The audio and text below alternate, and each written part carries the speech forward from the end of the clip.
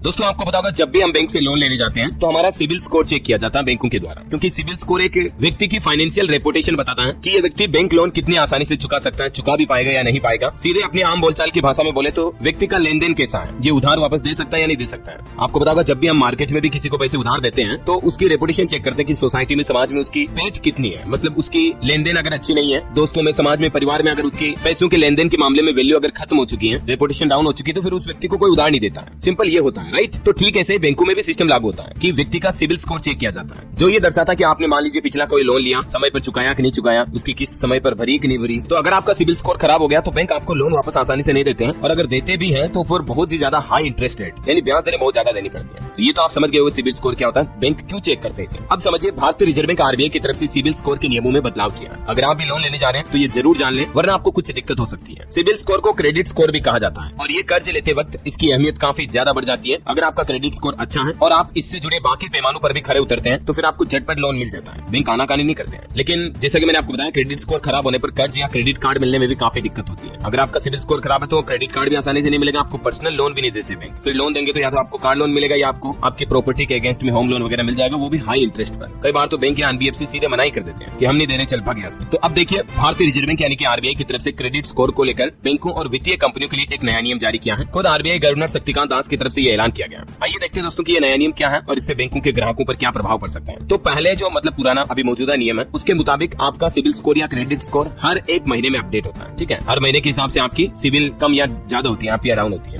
लेकिन अब इसे 15 दिन में ही अपडेट करना होगा। सभी बैंकों और एनबीएफसी यानी कि नॉन बैंकिंग फाइनेंशियल कंपनीज को आरबीआई की तरफ से ये निर्देश जारी कर दिया है कि हर 15 दिन में हर व्यक्ति का, हर ग्राहक का सिविल स्कोर अपडेट करो। इससे बैंक और ग्राहक दोनों को फायदा होगा। वो कैसे समझिए, क्योंकि क्रेडिट स्कोर हर 15 दिन में अपडेट होगा तो बैंक या एनबीएफसी जो कंपनियां होंगी उन्हें हर 2 सप्ताह में ग्राहकों की क्रेडिट जानकारी, जैसे कि उन्होंने समय पर कर चुका है या नहीं, क्रेडिट इन्फॉर्मेशन कंपनियां जो सीसीआई है उनको भेजनी होगी। तो सीसीआई उस जानकारी को तेजी से अपडेट करेगी। तो इससे बैंक और ग्राहक दोनों को फायदा कैसे होगा समझ लिया। आपको लोन भी जल्दी से मिल पाएगा और बैंकों का लोन डूबने की संभावना भी कम हो जाएगी, क्योंकि एक तो एक महीने में ग्राहक के बारे में पता चलेगा कि यार आदमी कैसा है, पैसे टाइम पे देता कि नहीं देता। आपको ये बात 1 महीने बाद पता चले, और मान लीजिए ये बात आपको 15 दिन में ही पता चल जाए, तो हो सकता है ना आप किसी को 5,000 उधार देने वाले थे तो 2,000 ही दिए, बाकी 3,000 बच गए आपके। ठीक है, सही बैंकों के भी पैसे एनपीए में ज्यादा नहीं जाएंगे, मतलब डिफॉल्ट कम होंगे ग्राहक के लोन। 15 दिन के अंदर ही ग्राहक की रेपुटेशन का पता चल जाएगा, उसकी सिविल कैसी है, उसकी लेन देन कैसी है। तो इससे बैंकों का पैसा डूबने का जोखिम यानी कि रिस्क भी कम हो जाएगा, है ना। तो उम्मीद है दोस्तों सिविल स्कोर को लेकर ये छोटी सी इन्फॉर्मेशन आपको जरूर जानने मिली होगी। मैंने आपको रियल लाइफ एग्जांपल देकर भी समझाया, और